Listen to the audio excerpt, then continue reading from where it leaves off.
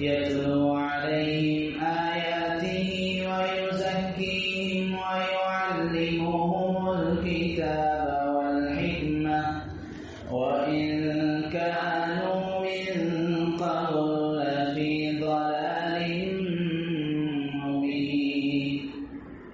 وقال تعالى: ورفعنا لك ذكرك. وقال النبي صلى الله عليه وسلم: من أحيا سنتي فقد أحبني ومن أحبني كان معي في الجنة،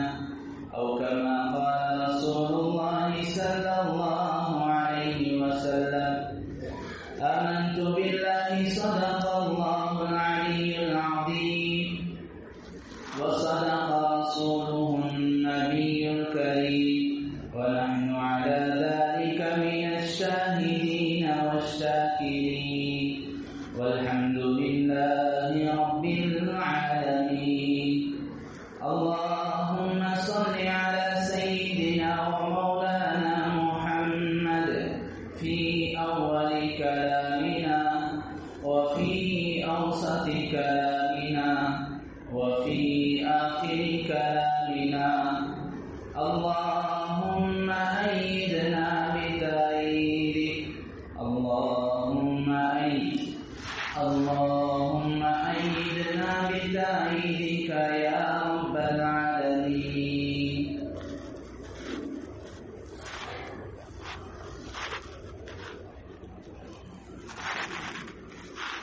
قوت عشق سے ہر پست کو بالا کر دے. قوت عشق سے ہر پست کو بالا کر دے. چمن دہر میں اسم محمد سے اجالا کر دے. محترم معزز بزرگوں، دوستوں، نوجوان بھائیوں، عزیز سامعین کرام،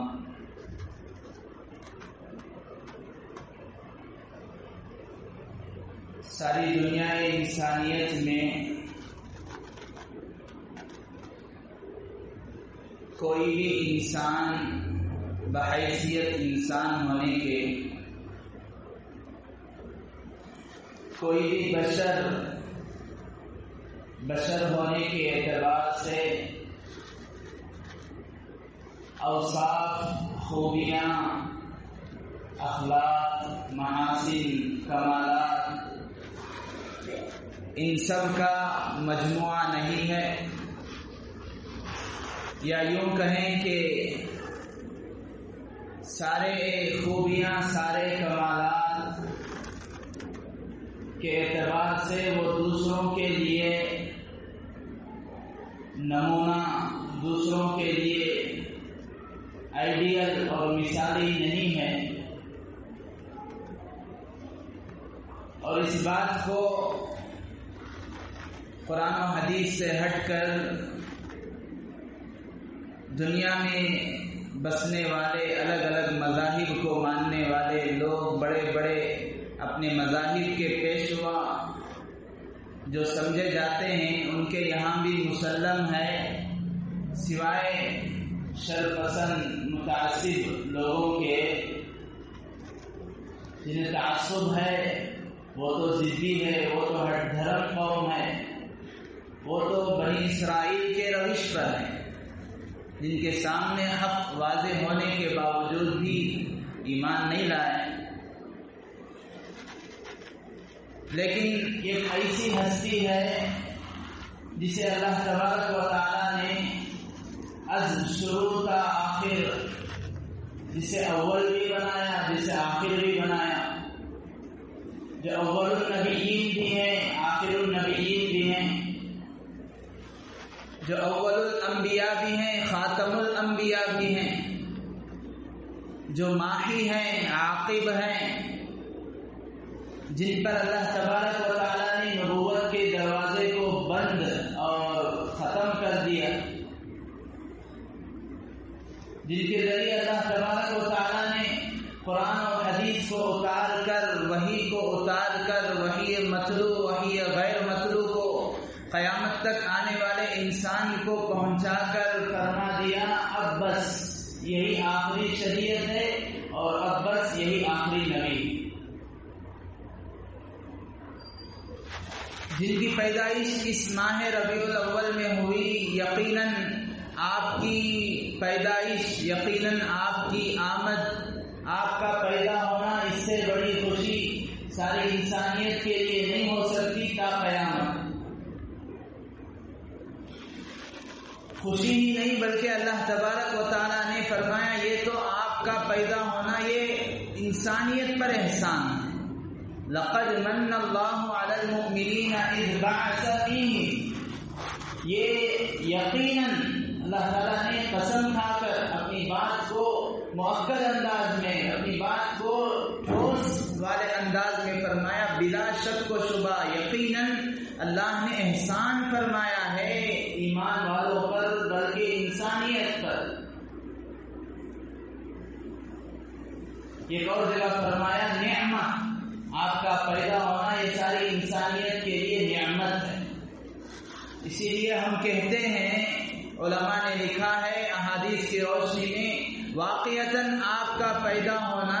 یہ باعث رحمت ہے سارے جہاں کے لیے. اگر آپ نہ ہوتے تو نہ یہ آسمان ہوتا نہ یہ زمین ہوتی، اگر آپ نہ ہوتے نہ یہ چاند ہوتا، نہ ستارے ہوتے، نہ فضا ہوتی، نہ پہاڑ ہوتے، نہ یہ جانور ہوتے، نہ یہ حیوانات ہوتے، نہ یہ نباتات ہوتے، نہ یہ درندے ہوتے، نہ یہ پرندے ہوتے، نہ یہ چرندے ہوتے، نہ یہ ماہ و ماہتاب ہوتے، نہ یہ ستارے ہوتے، اس دنیا کا وجود ہی نہ ہوتا. اسی کو مرحوم اقبال نے فرمایا، ہو نہ یہ نام تو کلیوں کا تبسم بھی نہ ہو نہ یہ نام، یعنی آپ علیہ السلام کا اسم گرامی، آپ کا بابرکت نام، آپ کا وجود، ہو نہ یہ نام تو کلیوں کا تبسم بھی نہ ہو. چمن دہر میں بلبل کا ترنم بھی نہ ہو یہ ساقی پھر میں بھی نہ ہو، خم بھی نہ ہو. چمن دہر میں توحید بھی نہ ہو، تم بھی نہ ہو، یعنی اس دنیا کا وجود ہی نہیں ہوتا. آپ کی آمد سے یقیناً جتنی خوشی ہے اس سے بڑھ کر امت کے لیے آپ کی ذات بابرکت یہ سعادت بھی ہے، نعمت بھی ہے، احسان بھی ہے. لیکن آپ علیہ السلام کی آمد، آپ علیہ السلام کی تشریف آوری، یہ آپ علیہ السلام کی آمد، آپ کا ذکر خیر صرف آپ علیہ السلام کی آمد سے، آپ علیہ السلام کے ذکر خیر سے ہم صرف خوشی اس ماہ کی حد تک منائیں یہ درست نہیں ہے، اور نہ ہی یہ آپ علیہ السلام کی پیدائش مبارکہ کے ساتھ انصاف ہے، بلکہ یہ سراسر ظلم ہوگا، ناانصافی ہوگی، یہ سراسر حق تلفی ہوگی ربیع الاول کے ساتھ اور آپ کے ذکر خیر کے ساتھ کہ ہم صرف اس ماہ مبارک میں آپ کا ذکر خیر کریں اور بقیہ ایام میں ہم آپ علیہ السلام کے مبارک طریقے، آپ کے مبارک تذکرے، آپ کی مبارک سنتیں ان کو فراموش کر دیں. ایک صاحب کہنے لگے کہ حضرت ربیع الاول کا مہینہ آیا تو آپ کو کیا پریشانی ہے کہ آپ جو ہے میلاد مت مناؤ، آپ جو ہے میلاد کی مخالفت کرتے ہیں، آپ میلاد کو خلاف کہتے ہیں. ہم نے کہا بھائی میلاد کی مخالفت ہم نہیں کرتے، بلکہ آپ کی پیدائش پر خوشی یہ مومن کا ایمان ہے. آپ علیہ السلام کے پیدا ہونے پر اگر کسی کو ایمان نہ ہو، کسی کو خوشی نہ ہو، علماء نے لکھا ہے اس کا ایمان خطرے میں. ہمیں واقعتاً خوشی ہے، ہم یہ کہتے ہیں کہ دیکھو آپ علیہ السلام پیدا ہوئے تو آپ کا جشن سے اہم مشن ہے. آپ اس لیے نہیں آئے کہ آپ کی تعریفیں، آپ کے ترانے پڑھے جائیں، آپ کی تعریف پڑھی جائے اور بس صرف معاملہ ختم. اگر یہ بات ہوتی آپ علیہ السلام کے پاس ابو طالب کفار مکہ قریش کے بڑے بڑے سردار آئے اور کہا عبد المطلب سے، آپ کے دادا سے اپنے پوتے کو، اور ابو طالب آپ کے چچا سے کہا اپنے بھتیجے کو سمجھاؤ، اپنے بھتیجے کو بتاؤ کہ یہ ہمارے بتوں کو برا بھلا کہتا ہے، ہمارے بتوں کو یہ ان کے متعلق یہ کہتا ہے کہ ان کی عبادت نہ کی جائے، ان کے بارے میں یہ بہت کچھ بکتا ہے۔ اے ابو طالب، اے عبد المطلب، ان کو سمجھاؤ، اگر یہ چاہتے ہیں کہ یہ بڑے بن جائیں، اگر یہ چاہتے ہیں کہ ان کی تعریف کی جائے تو ہم ان کو اپنا سردار ماننے کے لیے تیار ہیں، اگر یہ چاہتے ہیں کہ یہ ہمارے بڑے سردار بن جائیں تو ہم ان کے لیے بڑا مال، بڑی دولت اور العیاذ باللہ دنیا کی خوبصورت سے خوبصورت عورتیں ان کے لیے مقدر کر دیں گے۔ ابو طالب عبد المطلب نے آ کر کہا بھتیجے، میرے پوتے، دیکھو لوگ اس طرح تم سے خفا ہیں، تمہارا خاندان قریش تم سے خفا ہے، تم سے گلے شکوے کر رہا ہے، تم ان کی بات مان لو، ان کے بتوں کو، ان کے آبا و اجداد کو برا بھلا مت کہو۔ آپ علیہ السلام نے فرمایا چچا جان، اگر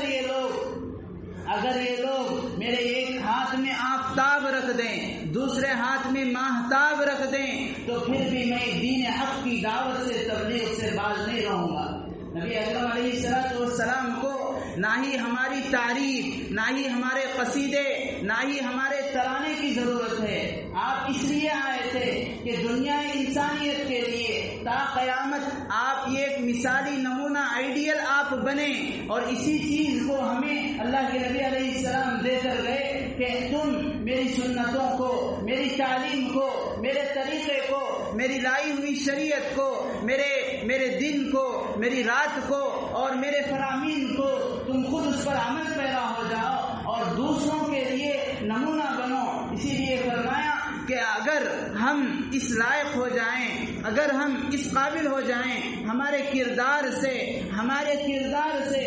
اخلاق سے، ہمارے عادت اور اطوار سے سنت اور سیرت ہم پھیلا سکیں تو اس پر عمل کرنا چاہیے۔ یہ ربیع الاول کا تقاضا ہے، یہ ماہ ربیع الاول کا سب سے بڑا تقاضا ہے کہ ہم اس مہینے میں اپنا محاسبہ کریں کہ میری زندگی میں اب تک کتنی سنتیں تھیں، اب تک میں کتنی سنتوں پر عمل پیرا تھا۔ حالانکہ ایسی چھوٹی چھوٹی سنتیں ہیں جن پر عمل کرنے میں نہ کوئی مشقت ہے، نہ کوئی خرچ ہے، نہ کوئی پریشانی ہے۔ کھانے کی سنتیں، آدمی ملتا ہے جلتا ہے اس کی سنتیں، بات چیت کرتا ہے اس کی سنتیں، اٹھنے بیٹھنے کی سنتیں، مسجد آنے جانے کی سنتیں، سونے کی سنتیں، وضو کی سنتیں، استنجا کی سنتیں، چھوٹی چھوٹی چیزیں جن کو آدمی اگر خیال کر کے کرتا ہے تو سنت ہے، اگر اس کی طرف توجہ نہیں دیتا، اس کی طرف دھیان نہیں دیتا تو سنت سے محرومی ہو جاتی۔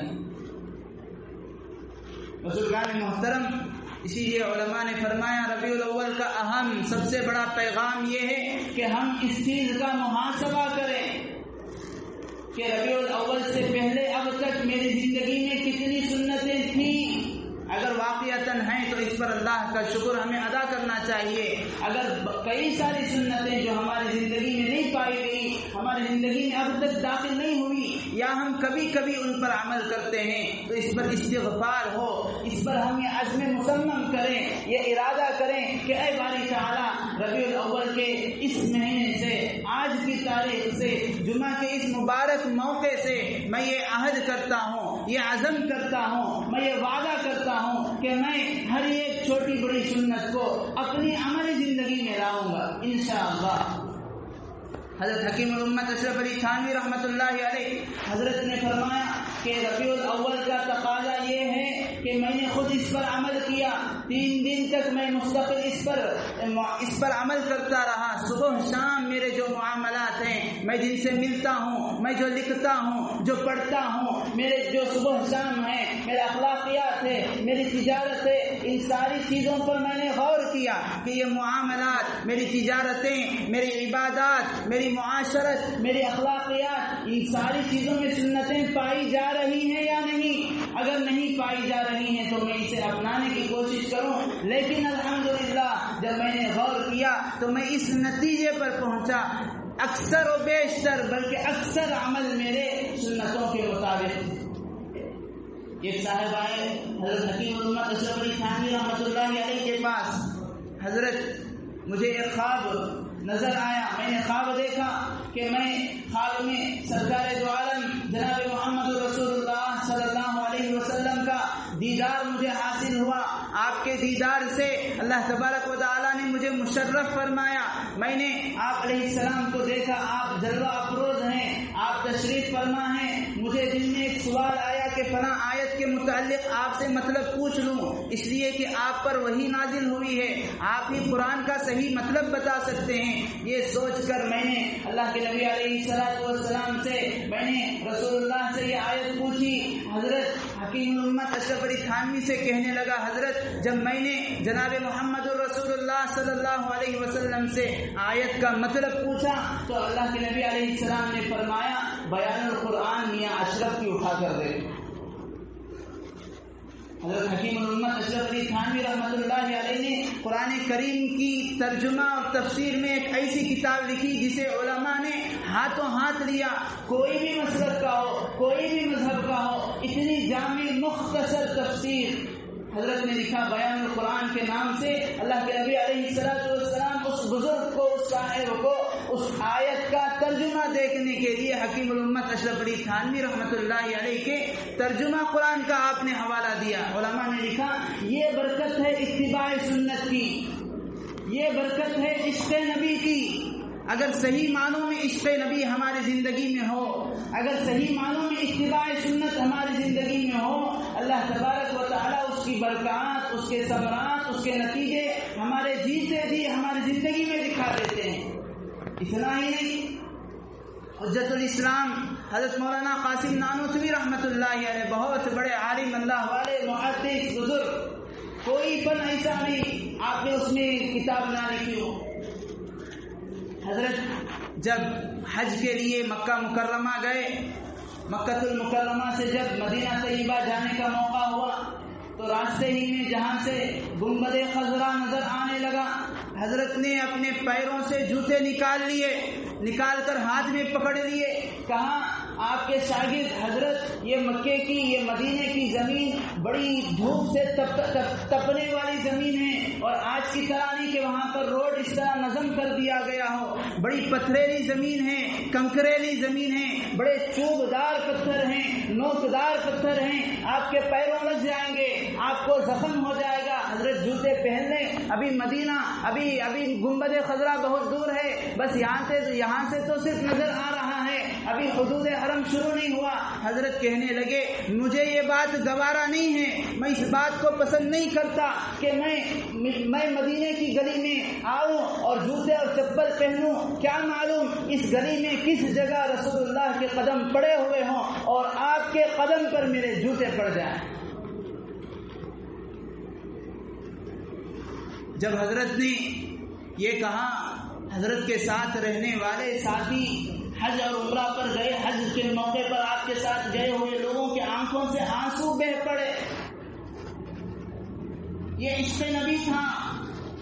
یہ اتباع سنت تھی آپ کی زندگی میں، جس کی وجہ سے اللہ تبارک و تعالیٰ نے آپ کے فیوز، آپ کے برکات کو اتنے عام کر دیا۔ ہمارے پڑوس ملک کے بہت بڑے عالم مجدد اللہ والے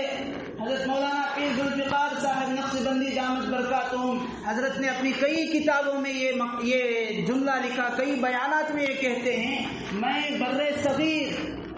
ہندوستان، پاکستان، بنگلہ دیش، افریقہ، جتنے بھی بر صغیر کے ممالک ہیں، دنیا کے کونے کونے، چپے چپے میں گھوما ہوں، پھرا ہوں اللہ کے دین کی خاطر، لیکن کسی بھی کونے میں میں جاؤں وہاں پر قاسم نانوتوی رحمۃ اللہ علیہ کا قائم کیا ہوا ادارہ دارالعلوم دیوبند کا پڑھا ہوا فارغ فاضل عالم کوئی نہ کوئی مجھے ملتا ہے۔ آپ کی بنیاد آپ نے رکھی دارالعلوم دیوبند، جس کے بانی محتمم آپ 1866 میں، آپ کی زندگی میں وہ سنتوں کی اتباع تھی، وہ صحیح معنوں میں عشق نبی تھا، جس کی برکت اللہ تبارک و تعالیٰ نے یہ دکھایا کہ آج اس دارالعلوم کے نام پر ہزاروں لاکھوں دارالعلوم ہیں، اور ہر کوئی دینی ادارہ، ہر کوئی مدرسہ، ہر کوئی دینی ادارہ یہ اپنے لیے فخر سمجھتا ہے کہ ہمارے ادارے کا تعلق اس ادارے کے ساتھ ہو جائے۔ بزرگان محترم عرض کرنا بتلانا یہ ہے، اگر ہماری زندگیوں میں سنتوں کی اتباع ہوتی ہے، صحیح معنوں میں اس کے نبی صرف ڈھونگ کی اس کے نبی نہیں ہے، اس کے نبی کے نام پر ہم تو ربیع الاول ہی میں سنتوں کا جنازہ نکالتے ہیں، اس کے نبی کے نام پر ربیع الاول ہی میں آپ علیہ السلام کے کتنے فرامین کو ہم پیروں تلے رونتے ہیں۔ اس کے نبی میلاد کے لیے بہت سارے لوگ رکھتے ہیں، بہت ساروں کو خوشی ہے واقعتاً ہے، لیکن اس میلاد کے لیے، اس جشن کے لیے فرائض کو پامال کیا جا رہا ہے، فرائض کو کوئی پوچھنے والا نہیں۔ جس نبی علیہ السلام نے فرمایا میں دنیا میں اس لیے آیا ہوں کہ گانا بجانا دف کو میں ختم کروں، وہی گانا بجانا وہی دف آپ علیہ السلام کی سیرت اور آپ کے جلسے میں بجائے جا رہے ہیں۔ آپ علیہ السلام نے فرمایا مرد اور عورت نامحرم، مرد نامحرم عورت ایک ساتھ نہ رہیں، وہی نامحرم مرد وہی نامحرم عورتوں کا اجتماع ایک ساتھ بغیر کسی پردے کے ایک ساتھ اختلاط پایا جا رہا ہے، ایک ساتھ مل رہے ہیں۔ کتنی سنتوں کو پسے پشت ڈالا جا رہا ہے، کتنی سنتوں کا مذاق اور جنازہ نکالا جا رہا ہے صرف اس ماہ میں، اور پتہ نہیں بقیہ ایام میں، بقیہ مہینوں میں ہمارے سے کتنی سنتیں پیچھے رہ رہی ہیں۔ اسی لیے علماء نے فرمایا قرآن و حدیث میں، شریعت میں جو مسلمانوں کے لیے خوشی اور عید کے دن جو مقرر ہیں، لنا عیدان، یوم الفطر و یوم النحر، دو عید، یوم الفطر اور عید الاضحیٰ، جو رمضان کے بعد عید آتی ہے، جو بقرعید کے موقع پر عید آتی ہے۔ تھوڑا دل کے کان سے سنیں، شریعت کو سمجھنا ہے، شریعت کسی کی جاگیردار نہیں ہے، نہ یہ کہ صرف حضرت سمجھ لیں، فلاں سمجھ لیں، نہیں، ہر ایک شریعت کا پابند ہے، ہر ایک کو اتنا علم حاصل کرنا فرض ہے جتنا وہ صحیح اور غلط کو پہچان سکے، حلال حرام کو پہچان سکے، جائز ناجائز کو پہچان سکے، سنت اور بدعت میں فرق کر سکے، کیا کام نبی علیہ السلام کو پسند تھا، کیا آپ کو ناپسند تھا، کس چیز کا آپ نے حکم دیا، کس چیز سے آپ نے روکا، اتنا جاننا حاصل کرنا ہر ایک پر فرض عین ہے۔ جس طرح نماز پڑھنا فرض، جس طرح روزہ رکھنا فرض، جس طرح زکوٰۃ دینا فرض، جس طرح حج کرنا فرض، اسی طرح یہ بھی جاننا فرض ہے۔ علماء نے فرمایا عید الفطر ہمارے لیے پہلی عید ہے، عید الفطر، اور عید الفطر کس لیے اللہ تعالیٰ کی جانب سے خوشی کا دن مقرر کیا گیا؟ اس لیے کہ اللہ تعالیٰ فرماتے ہیں میرے بندے مہینہ بھر روزہ رکھتے ہیں، مہینہ بھر قرآن کی تلاوت کرتے ہیں، قرآن کو سنتے ہیں، سمجھتے ہیں، مہینہ بھر یہ اپنے پاس ساری چیزیں ہونے کے باوجود جائز خواہشات سے بھی بچے رہے، حلال سے بھی انہوں نے اپنے آپ کو روکا ہے۔ یہ بڑی قربانی والا عمل ہے، یہ بڑے مجاہدے والا عمل ہے۔ چلو ہم ان کو بطور بدلہ کے، بطور جائزہ کے ہم ان کو عید کا دن دیتے ہیں۔ اور عید الاضحیٰ یہ بھی در حقیقت یہ عبادت کی خوشی میں دی جاتی ہے۔ ویسے تو حضرت سیدنا ابراہیم علیہ السلام نے حضرت سیدنا اسماعیل کو ذبح کیا تھا، یہ سنت تھی، آپ کی سنت میں تا قیامت قربانی کو اللہ تعالیٰ نے رکھا، لیکن اس کی یادگار میں یا اس لیے حضرت ابراہیم نے اسماعیل کو ذبح کیا تھا، اس لیے عید الاضحیٰ اللہ نے دیا، ایسی بات نہیں ہے۔ اس لیے کہ یہ بات ہمیں معلوم ہی نہیں حضرت ابراہیم علیہ السلام نے اسماعیل علیہ السلام کو کس تاریخ میں ذبح کیا، 8 ذی الحجہ، 9 کو، 10 کو، 11 کو، 12 کو، یہ معلوم نہیں ہے۔ وہ تو اتفاقاً وہ واقعہ اس وقت پیش آ گیا، ورنہ تو اللہ تعالیٰ قربانی کو جو امت پر فرض کیے، قربانی کی جو خوشی دی ہے، عید الاضحیٰ کی جو خوشی، وہ حج پر، مکہ پر اور حج کے لیے گئے ہوئے حاجیوں اور وہاں پر ہونے والی عبادت کے طفیل اللہ تعالیٰ نے ساری امت کو یہ خوشی دے دی کہ تم تو وہاں پہنچ نہ سکے، تمہارے بس میں نہ تھا، اس لیے تم وہاں نہیں پہنچ سکتے ہو، لیکن کم از کم ان کے اس عمل میں تو شریک ہو جاؤ، کم از کم قربانی کر کے ان کے اس عمل میں تو شریک ہو جاؤ۔ وہ 9 ذی الحجہ کو حج سے فارغ ہو گئے، اب 10 ذی الحجہ کو قربانی تم بھی دو تاکہ تمہیں بھی خوشی ہو، تاکہ تمہارے لیے بھی ہماری جانب سے عمومی رحمت، عمومی انعام ہو۔ اب سمجھیں، سبق یہ دیا جا رہا ہے اللہ تبارک و تعالیٰ کی جانب سے کہ مسلمانوں کے لیے عید تہوار خوشی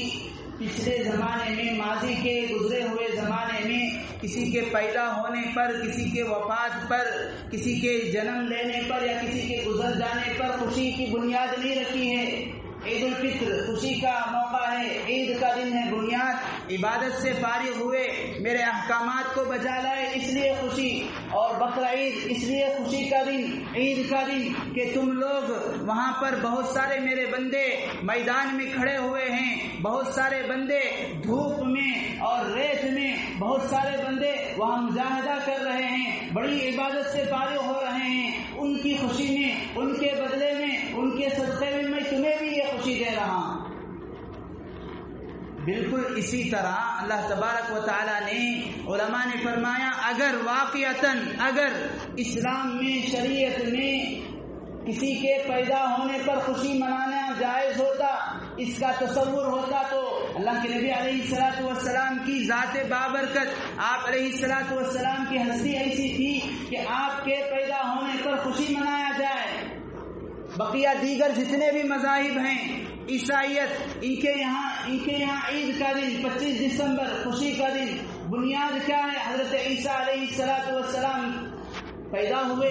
اس پر خوشی منائی جاتی ہے۔ یہودیوں کے یہاں بھی ایک عید کا دن ہے یوم فضح کے نام سے، وہ یہ کہتے ہیں اللہ تعالیٰ نے حضرت موسیٰ کو فرعون سے نجات دی تھی، غرق ہونے سے بچایا، فرعون کو پانی سمندر میں ڈبو دیا، اس لیے ہم خوشی مناتے ہیں۔ بنیاد ان کی خوشی کی کوئی نہ کوئی واقعہ ہے، گزشتہ زمانے میں گزرا ہوا کوئی حادثہ ہے، کوئی واقعہ ہے، لیکن اسلام کا مزاج، شریعت کا مزاج، قرآن اور حدیث اس بات کی قطعاً ہمیں اجازت نہیں دیتا۔ کیوں؟ اگر واقعتاً خوشی منانا درست ہوتا، میلاد ہم منا سکتے، تو حضرات صحابہ کرام رضی اللہ عنہ اجمعین سے بڑھ کر محبت کرنے والا آج تک ساری دنیا میں تا قیامت پیدا نہیں ہو سکتا۔ وہ حضرات صحابہ جب آپ تھوک دیتے، جب آپ وضو کرتے، آپ کے تھوک مبارک کو وضو میں استعمال کیے ہوئے پانی کو لے کر اپنے چہروں پر ملتے، اپنے جسموں پر ملتے، جب غیروں کے یہاں یہ واقعات بیان کیے گئے،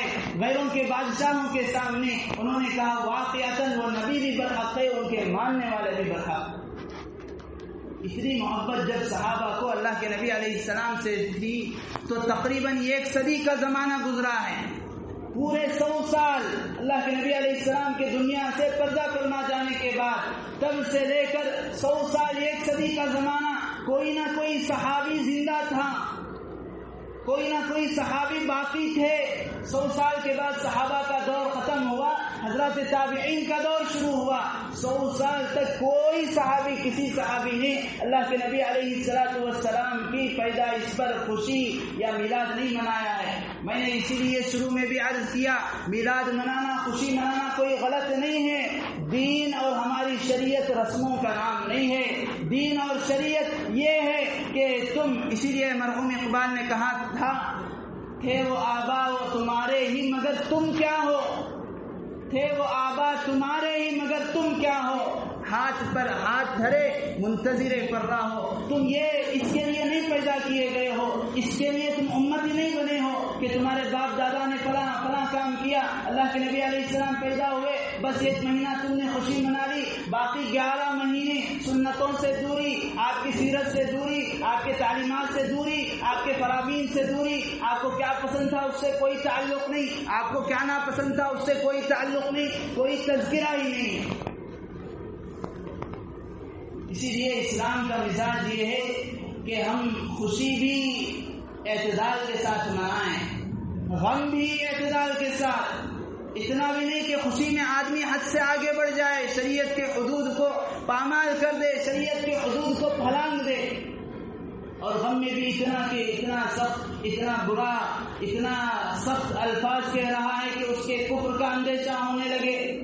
یا اس کا عمل ایسا ہے جس سے اللہ کے نبی علیہ السلام نے منع کیا۔ اسی لیے علماء نے فرمایا غم میں بھی اعتدال کا اللہ نے حکم دیا۔ مصائب میں الجھ کر مسکرانا میری فطرت ہے، مجھے ناکامیوں پر اشک برسانا نہیں آتا، نگاہیں جن کی پڑ جاتی ہیں مستقبل کے چہرے پر، کہ آگے ہمارے لیے زندگی ہے، آگے ہمیں کیا کرنا چاہیے کیا نہیں کرنا چاہیے۔ نگاہیں جن کی پڑ جاتی ہیں مستقبل کے چہرے پر، انہیں ماضی کے افسانوں کو دہرانا نہیں آتا۔ بزرگان محترم، اسی لیے ہمیں یہ اللہ کے نبی علیہ الصلوۃ والسلام نے بتایا، حضرات صحابہ نے یہ تعلیم دی کہ اللہ کے نبی علیہ السلام کی سیرت کو جتنا ہو سکے ہم عام کریں، اپنے عمل کے ذریعے، کردار کے ذریعے، اپنے اخلاق کے ذریعے، اس لیے کہ کوئی بھی حیثیت، کوئی بھی شعبہ ایسا نہیں ہے جس میں اللہ کے نبی علیہ السلام نے ہمارے لیے نمونہ نہ چھوڑا ہو۔ آپ علیہ الصلوۃ والسلام باپ تھے تو حضرت فاطمہ سے ہم پوچھیں کہ آپ کیسے باپ تھے؟ حضرت فاطمہ ایک مرتبہ عصر کے بعد آپ علیہ السلام کی مجلس میں حاضر ہوتی ہیں، کہتے ہیں ابا جان یہ دیکھیے اب فتوحات کا زمانہ ہے، ہر طرف آسانیاں ہی آسانیاں، ہر طرف سہولت ہی سہولت ہے، اور ہر طرف لوگوں کے پاس غلام نوکر چاکر ہیں۔ یہ دیکھیے میرے ہاتھ ابا جان، میرے ہاتھ میں پانی کے مشکیزیں، پانی کے مٹکے اٹھا کر لانے کی وجہ سے چھالے پڑ گئے ہیں، میرے پیٹھ اور کمر میں زخم آ گئے ہیں، ابا جان میری گزارش ہے کہ مجھے بھی یہ غلام اور نوکر دے دیا جائے۔ تھے تو باپ ہی نا، نبی تو بعد میں تھے، 40 سال کے بعد آپ کو نبوت ملی، باپ ہیں، باپ کا دل کس طرح ہوا ہوگا، کس طرح باپ کے دل میں رحم اور شفقت آئی ہوگی، لیکن پھر بھی آپ نے اس وقت تربیت کو مد نظر رکھا، پھر بھی آپ نے اس وقت بیٹی کی نصیحت کو مد نظر رکھا، کہا بیٹی ہم دنیا کے لیے نہیں بھیجے گئے ہیں، ہم دنیا کے لیے پیدا نہیں کیے گئے ہیں، تجھے تھکان ہوتی ہے، تجھے تکلیف ہوتی ہے، اس سے بہتر چیز نہ بتاؤں، سن تسبیح فاطمہ سبحان اللہ 33 مرتبہ پڑھ، الحمدللہ 33 مرتبہ پڑھ، اللہ اکبر 34 مرتبہ پڑھ، فجر کے بعد عصر کے بعد پڑھ لے، اللہ تعالیٰ تیری پوری تھکان ختم کر دے گا، اللہ تعالیٰ تیری پوری تکلیف ختم کر دے گا۔ اسی وجہ سے اس تسبیح کو تسبیح فاطمی کہا جاتا ہے۔ حضرت عائشہ سے ہم پوچھیں آپ علیہ السلام شوہر تھے،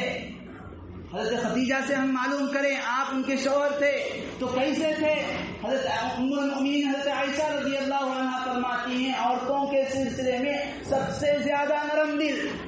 بالکل سب سے زیادہ نرم دل، یہاں تک کہ گھر کے کام آپ کیا کرتے تھے،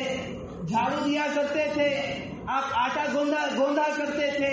پھٹے پرانے کپڑوں پر پیون لگایا کرتے تھے،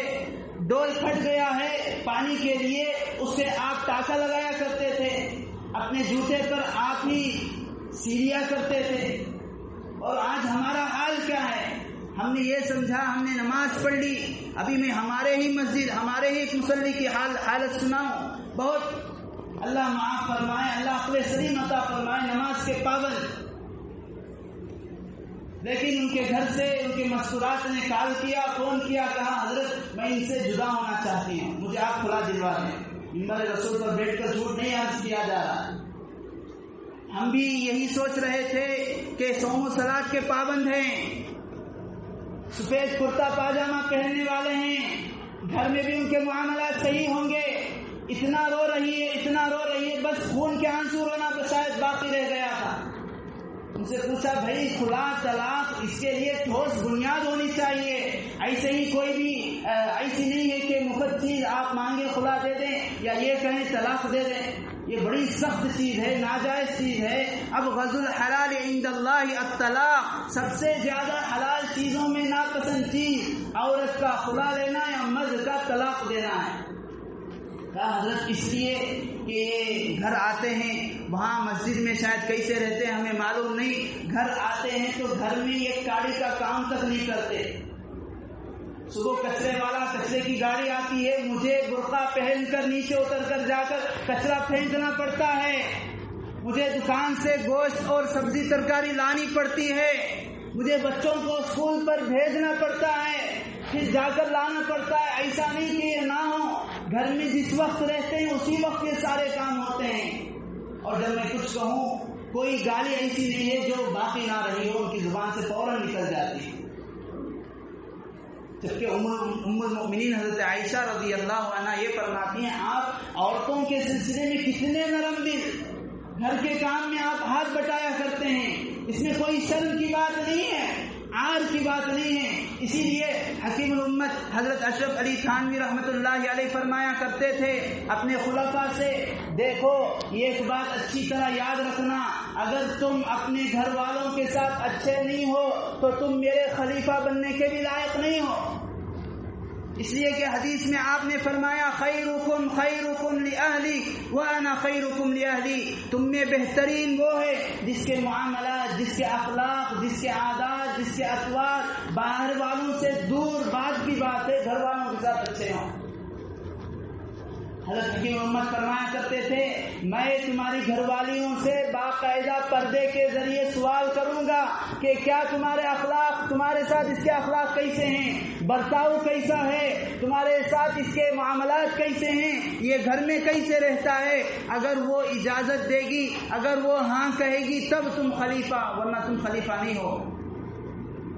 بزرگان محترم، یہ سیرت النبی کا مقصد ہے، یہ ماہ ربیع الاول کا پیغام ہے۔ ہم دیکھیں کہ میں باپ ہوں، میں شوہر ہوں، آپ نے کوئی گوشہ نہیں چھوڑا ہے جس نے ہمارے لیے نمونہ نہ دیا ہو۔ آپ امام بھی ہیں، آپ مقتدی بھی تھے، آپ جو ہے صحابہ کے لیے پیشوا بھی تھے، آپ ساری امت کے لیے حاکم کی حیثیت بھی رکھا کرتے تھے، امیر کی حیثیت بھی تھی آپ کی، باپ بھی تھے، شوہر بھی تھے، دوست بھی تھے۔ حضرت صدیق اکبر رضی اللہ عنہ سب سے بہترین دوست، مورخین نے واقعہ لکھا ہے اللہ کے نبی علیہ الصلوۃ والسلام نے حضرات صحابہ کو مکے سے مدینہ دھیرے دھیرے روانہ فرماتے رہے، ہجرت کرواتے رہے۔ حضرت صدیق اکبر پوچھا کرتے تھے یا رسول اللہ کیا ہجرت کا حکم آ گیا، ہم ہجرت کریں؟ آپ فرماتے ابھی نہیں۔ یا رسول اللہ ہجرت کریں؟ ابھی نہیں۔ حضرت صدیق اکبر پوچھ کر خاموش رہ گئے۔ جب حکم آئے گا آپ خود ہمیں کہیں گے، ہم نکلیں گے ہجرت کے لیے، مدینے کے لیے۔ آپ ایک موقع پر، ظہر کے موقع پر حضرت صدیق اکبر رضی اللہ عنہ کے گھر تشریف لے گئے اور کہا صدیق ہجرت کا حکم ہوا ہے، چلو روانہ ہونا ہے۔ حضرت صدیق اکبر رضی اللہ عنہ اس خوشی میں ہیں کہ آپ علیہ السلام مجھے تسلی دیں گے، میں نے پہلے ہی سے 2 اونٹنی تیار کر رکھی ہے، ایک آپ کے لیے ایک میرے لیے۔ کہا یا رسول اللہ مجھے معلوم تھا حکم آنے والا ہے، اس لیے میں نے پہلے سے 2 اونٹنی تیار کر رکھی ہے، ایک آپ کے لیے ایک میرے لیے۔ آپ تھوڑی دیر اپنے سر کو آپ نے نیچے جھکا لیا، پھر سر اٹھا کر کہا صدیق اکبر، اے صدیق ہاں تمہاری اونٹنی ایک تمہارے لیے ایک میرے لیے ہے، مگر بغیر قیمت کے نہیں، میں اس کی قیمت دوں گا۔ علماء فرماتے ہیں آپ اتنے غیرت مند تھے، آپ علیہ السلام اپنا ذاتی کام کسی سے نہیں کرواتے تھے، اپنا ذاتی کام کے لیے کسی کا استعمال نہیں فرماتے تھے۔ حضرت صدیق اکبر رونے لگے، کہا یا رسول اللہ اتنی مغایرت، آپ نے مجھے غیر سمجھ لیا۔ یہ وہ صدیق اکبر تھے جن کو اللہ کے نبی علیہ السلام نے اشارہ فرمایا تو آپ نے اپنی لاڈلی بیٹی کو آپ کے نکاح میں دے دیا۔ آپ کے ساتھی نبوت سے پہلے کے بھی جن کے متعلق رسول اللہ نے فرمایا اے ابو بکر، دنیا میں جتنے لوگوں نے مجھ پر احسان کیا، جتنے لوگوں نے میرا تعاون کیا، میرا ساتھ دیا، سب کا بدلہ دے دیا، تیرا بدلہ تو اللہ دے گا۔ ایسے دوست کے ساتھ آپ کا معاملہ کیا ہے؟ آپ نے فرمایا مجھے اونٹنی چاہیے مگر بغیر قیمت کے نہیں، اس کی قیمت دوں گا۔ دوست کے ساتھ یہ معاملہ، ایسا نہیں کہ دوستی ہے تو ہمارے معاملات سنت، ایسے معاملات ہوں جو سنتوں کا مذاق اڑائیں، ہماری تجارت، ہمارا لین دین ایسا ہو جس میں سنتوں کا لحاظ ہی نہ ہو۔ بزرگوں، دوستوں، آخری گزارش یہی ہے، ربیع الاول کا مہینہ یہ ہمیں پیغام دیتا ہے، اس بات کا تقاضا کرتا ہے ہم ہر موقع پر، ہر حیثیت میں، باپ ہے، بیٹا ہے، بھائی ہیں، دوست ہیں، امام ہے، مقتدی ہے، مقتدی ہے، پہلے میں اپنے آپ کو مخاطب، بعد میں آپ حضرات سے،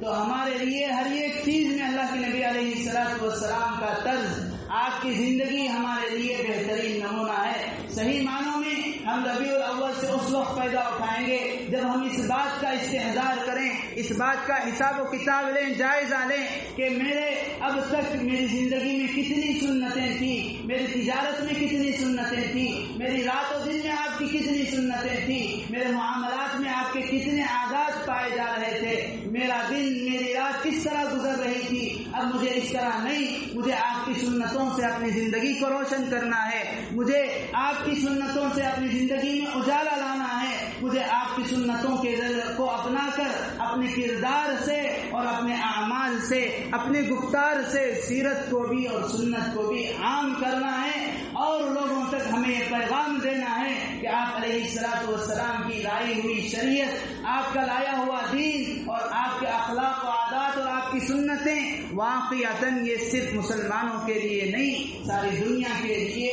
نمونہ ہے، مثالی ہیں، قابل اقتداء ہیں۔ اللہ تعالیٰ سے دعا ہے اللہ تعالیٰ کہنے سننے سے زیادہ صحیح معنوں میں ہمیں رسومات سے بچ کر خود عمل پیدا ہونے کی توفیق نصیب فرمائے، اپنی زندگی کو سنتوں کے مطابق گزارنے کی توفیق عطا فرمائے، اپنی زندگیوں میں ہر چھوٹی بڑی سنت، اخلاقی سنتوں کو، اعمال سنتوں کو، عباداتی سنتوں کو، ہر ایک سنت کو لا کر اوروں کے لیے نمونہ بننے کی توفیق نصیب فرمائے۔ آمین وآخر دعوانا الحمدللہ رب العالمین۔ جو احباب سنت نہیں کھڑے ہیں پڑھیں۔